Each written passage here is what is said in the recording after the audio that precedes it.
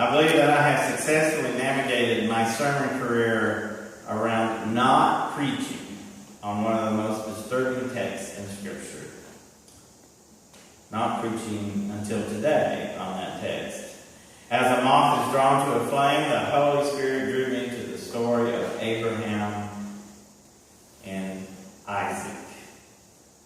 God asking Abraham to sacrifice Isaac.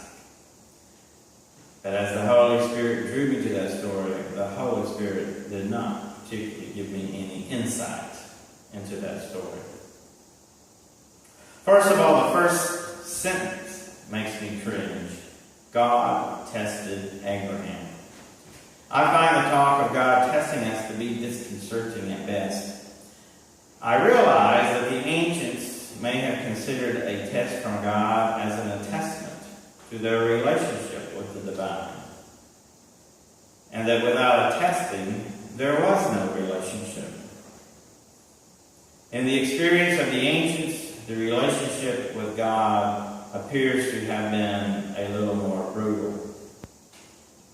Holy Scripture captures an experience of humans with God.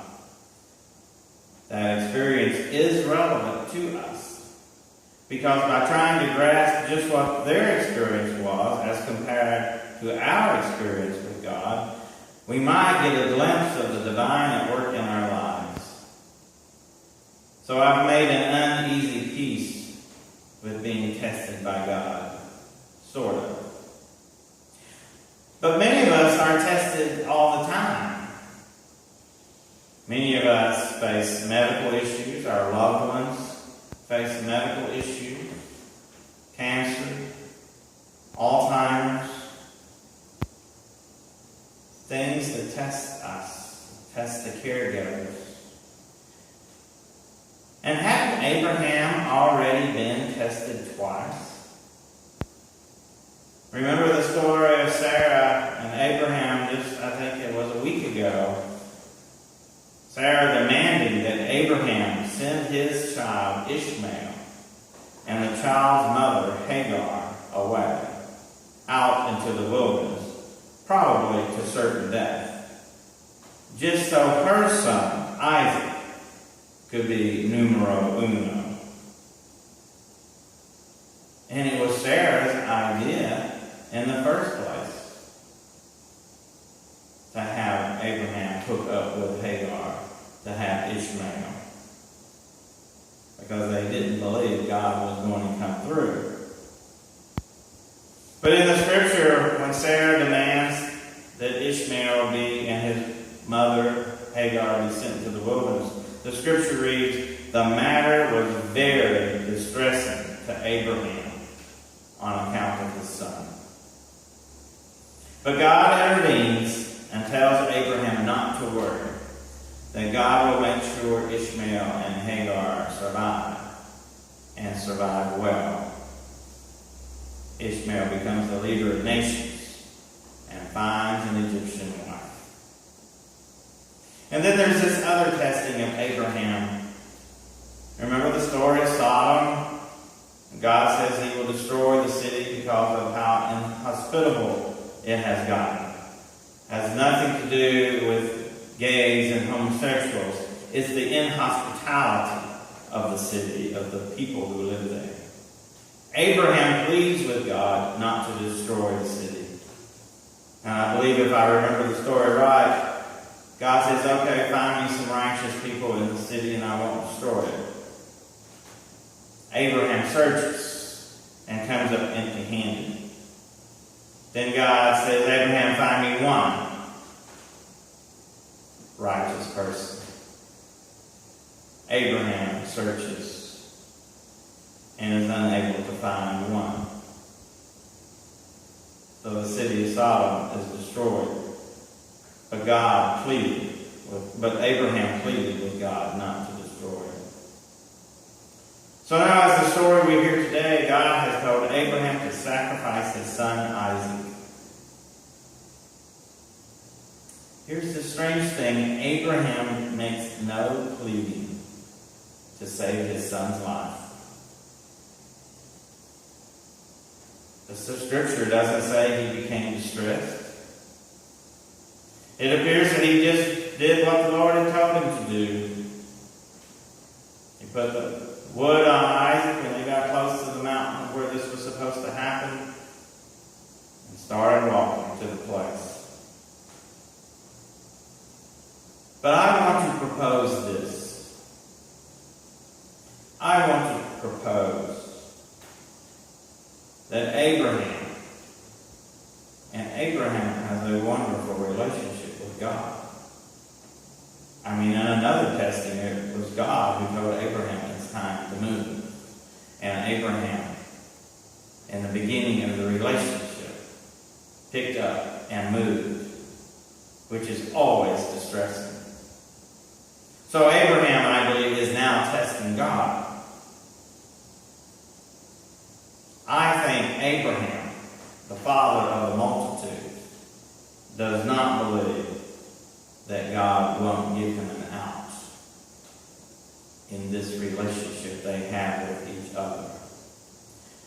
I believe Abraham knows that God will stay his hand. Now, I don't believe any parent in their right mind,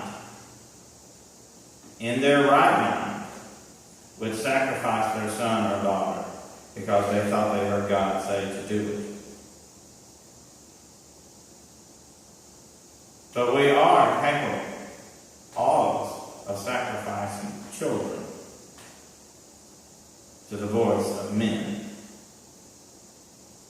I believe we've been in 20 years, 16 years of a meaningless war. A war that appears to have no end. How many sons and daughters have we sacrificed? And if our elected leaders pass what I consider an abomination of a health care bill, we will sacrifice many more children.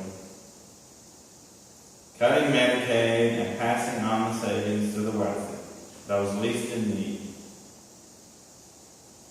Because Medicaid, 50% of Medicaid recipients are children. And while we may get disturbed at an ancient text implying that the child will be sacrificed, but in the end, God stays the hand holding the knife. Are we disturbed because of what we may be getting ready to do now to many of our children in our society?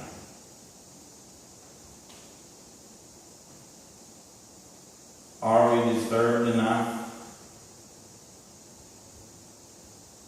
Budgets are moral documents, and this bill's budget is amoral. Abraham may have been testing God, knowing, praying that God would provide another way for a sacrifice, because killing children is really not how God works. And thus God provided the ram. 3 windows down is the story of Abraham and Isaac. And you see the ram at the bottom. When Isaac asked his dad, Abraham, "Father, I see the wood and I see the altar, but where's the sheep for the sacrifice?" Abraham replies, "The Lord will provide the sheep." And I think that was Abraham acknowledging that the Lord would provide the sheep and not take the son.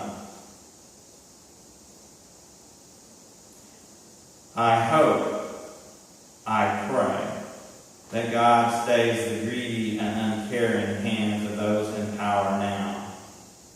Hands unlike Abraham's that appear to have no qualms about inflicting pain and suffering on the innocent. That's where we should all be disturbed now. Not about an ancient text in which God does the right thing based upon God's own teachings.